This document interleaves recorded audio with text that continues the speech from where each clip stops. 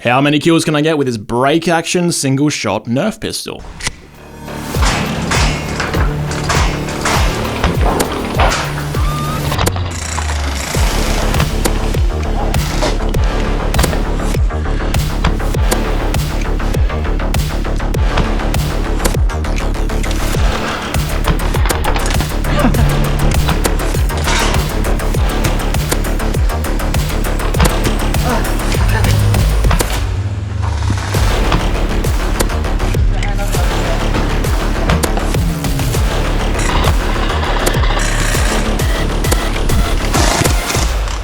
Well, that was more than I was expecting. Now, on with the video. What's up, Nerfers, and welcome back to my channel, where I test blasters outdoors in real-world conditions to bring you the results that I want to know. This is called, through the magic of dubbing, the JingZhe, also known to us Westerners as the Awaken. This was sent to me thanks to Phantom Toys here in Australia, who sell it for 180 kangaroos and also coined the name the Awaken for us in Australia.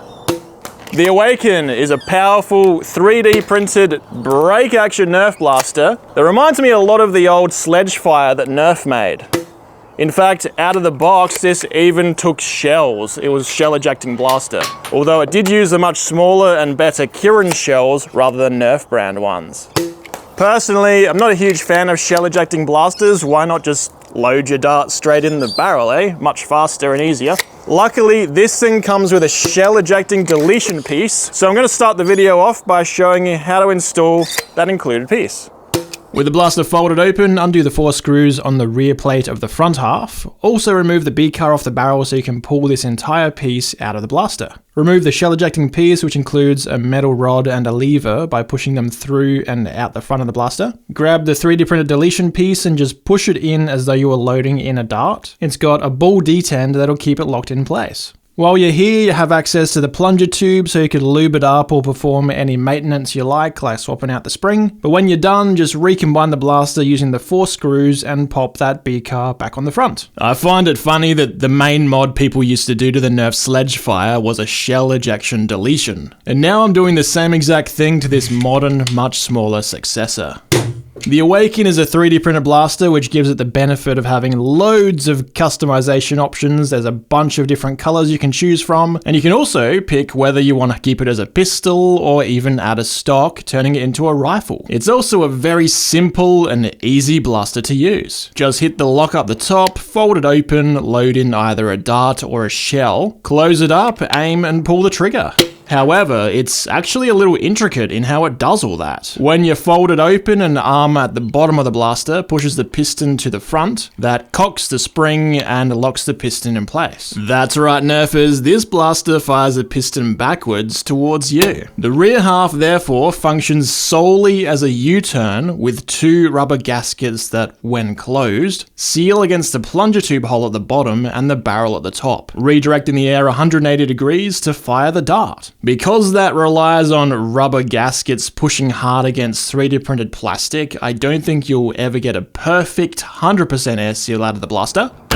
But when you see the performance later on, I think you'll be very impressed regardless. Up front, it has the tiniest B-car rifling attachment I've ever seen. I'm legitimately curious whether it does anything to the darts at all with such tiny bearings. And I'll definitely be comparing the accuracy with and without it later on in the video. The B-car friction fits onto a 16mm outer diameter barrel with the help of double O-rings inside, giving it a nice snug fit that won't come off on its own. The metal barrel, including the shell deletion piece, is made of aluminium with a standard 13mm internal diameter, the same as pretty much every other hobby grade Nerf blaster out there. On the sides, there's threaded inserts where you could add either dart storage or shell storage depending on your config, or you could even add Picatinny rail if you want to have attachments like a flashlight on the side. All of these are included in the box, as well as a bunch of spare parts, Allen keys, and even lubricant. Now, I've got to say, for a Nerf blaster, the Awaken has some pretty slick quick fiber optic pistol style sights. They're also very bright and easy to see indoors in dark environments. And of course, just as easy to see outdoors where I am here. But maybe you're not a fan of iron sights. Well, there's also a Picatinny rail up top where you could add a small red dot sight like I have here. Any airsoft style RMR will do and should help speed up your aiming a bit compared to the irons. On the sides, there's a metal ring held in by a screw that acts as the hinge for the blaster to fold open. I haven't noticed the screws coming loose, so I doubt that'll ever be a problem, but just to be safe, maybe keep an eye on them in the long term or even use Loctite if you're worried about that.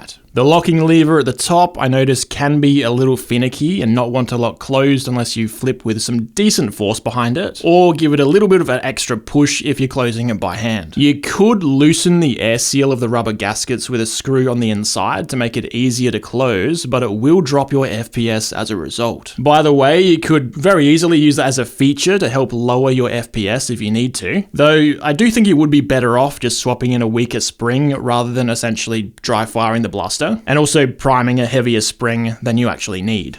Now, how's the trigger pull?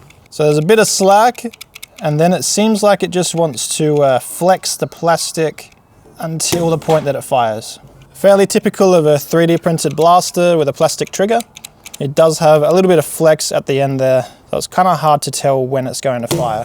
The grip on this blaster is large enough for an adult hand, and the curved shape is quite comfortable and ergonomic. There's even a slot for a sling mount. Additionally, you can of course opt for a stock option if you'd prefer a break action rifle over a hand cannon. That pretty much wraps up my overview of the Awaken, so now let's get on with some testing, beginning with the Chrono Test. Okay, for the darts today I'm using Worker bamboos provided by Foamwork Adelaide here in Australia. Check them out at the links down below. First up, I'm going to begin without the B-car attached. This should theoretically give slightly higher FPS because going through these bearings would add a bit of friction.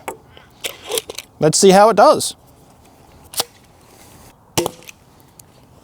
170, 165, 176, 175, 171, 177, 183, 174, 182, there's another one over 180,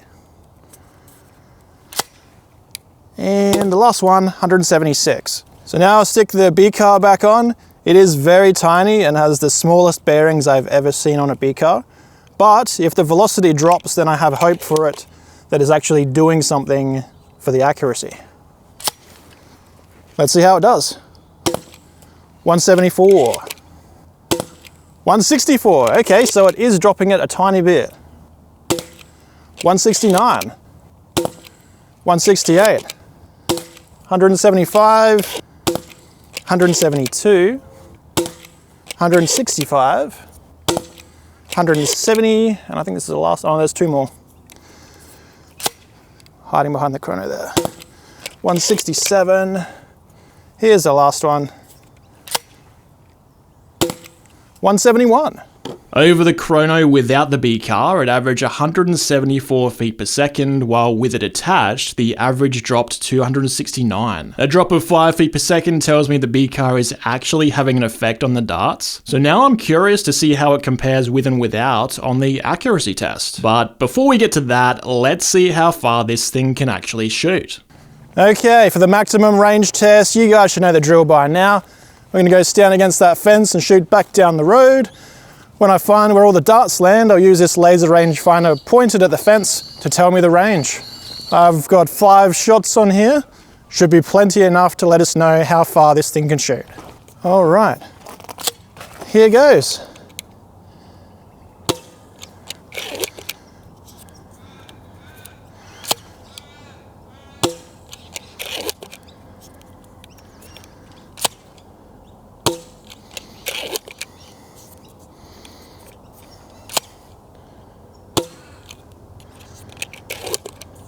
And the last one.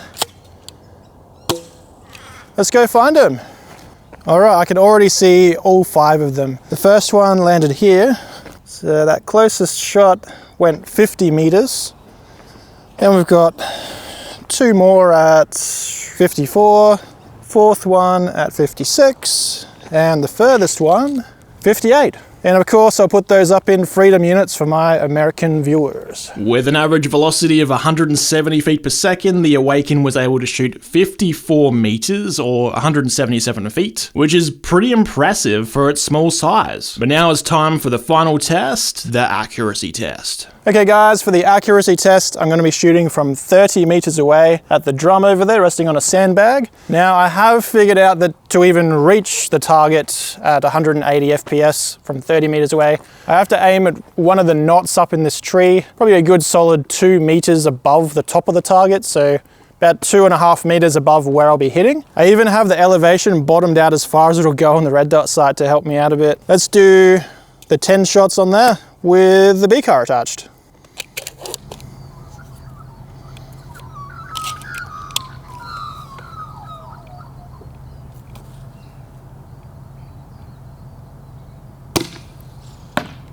Lovely.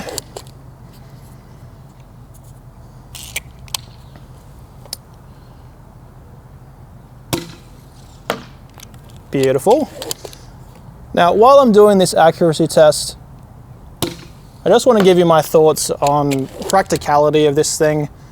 Obviously, it's not going to be anywhere near as practical as a mag-fed blaster, but honestly, sometimes you just want the simplicity of having a pouch full of darts, or even the attachment on the side here, going around without any mags, seeing if you can get any kills on people who are using full auto blasters like I will be today. Chronologically, I haven't actually filmed the gameplay footage yet, but I imagine I'll probably get a bunch of kills against full auto gel blasters with thousands of shots in the mags using this single shot pistol. And I think for every single one of those kills, it'll just feel more rewarding and comedic that they died to a single shot pistol. So far, this accuracy is really good, by the way.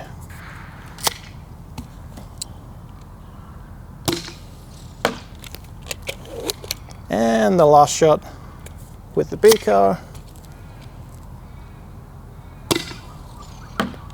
Lovely. A little bit lower and to the left, that one. Now I've loaded up 10 more darts on the side. I've taken the B car off just to see what difference it makes.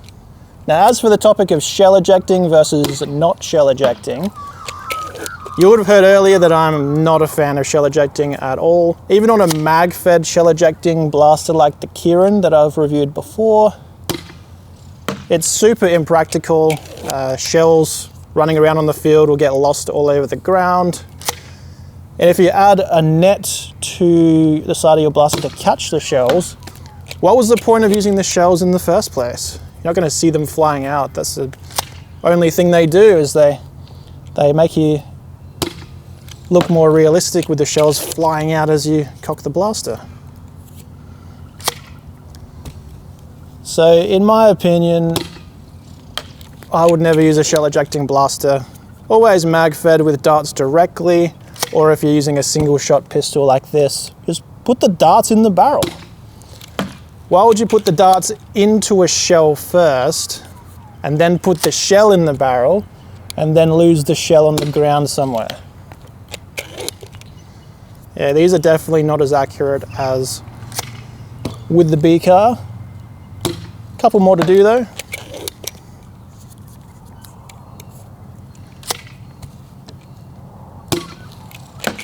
Last one. And there we go. Over the top. So I think that tiny bit of FPS difference without the B car does also make them shoot a little bit higher. At a distance of 30 meters, shown in red, the shots with the B car attached had a spread 1 meter high and 30 centimeters wide. In blue, without the B car, it shot a spread equally as tall, but twice as wide. The shots without the B car landed higher on the target, making it harder to visualize that. But if I bring them down to match, you can clearly see that the B car is helping the horizontal spread of the darts. So I'd say it's definitely worth using on the Awaken. As for the 1 meter height of both spreads, that's pretty typical for 170 feet per second blasters when tested at 30 meters. The darts slow down a fair bit by the time they reach the target, increasing that vertical spread. Overall, the Awaken is pretty powerful for its size, averaging 170 feet per second. It can shoot a distance of 54 meters and has pretty good accuracy to boot. Being break action single shot, its cool factor is absolutely off the charts. However, as you can probably tell, the rate of fire is pretty slow. In the game of Nerf, it does only take one dart to hit someone, but sometimes you'll be facing multiple enemies at once, which you could easily manage with something mag-fed. But with this, you'll get one of them, begin to reload, and the second guy will take you out. That's not to say I didn't enjoy using it though, because I absolutely did. Not having to worry about mags at all and just use the 10 darts on the blaster plus a pouch full of darts on my waist, it brought a sense of simplicity back to the game like when we played in the old days. It was just me and the shot that I had loaded, and with the slow reload time, I had to make that shot count. Using the Awaken made me slow down a bit and pick my targets more strategically. I also found myself sneaking around with more of a stealthy play style, such as hiding out in the maze near the enemy's rear lines. If I could make this blaster work and actually get some kills with it against full auto, infinite ammo cheat enabled gel ball blaster users, I think you guys are going to do absolutely fine using it against nerfers. And every kill you get will have the added layer of satisfaction with you knowing that you could have chosen something more effective to use, but you opted to use this instead. Think of that every single time you hit a flywheel user clean in the face. If the idea of folding open your pistol, loading in a dart, flipping it closed, and picking off your enemies one shot at a time sounds both hilarious and fun like it was for me, or if you sometimes want to ditch the hassle of mags and tactical gear, I think you'll really enjoy the Awaken. Find it at the link down below. Thanks again Phantom Toys for sending this my way. Like, comment, subscribe and all of that. Here's 2 other videos you might enjoy, and as always, thank you very much for watching. See ya!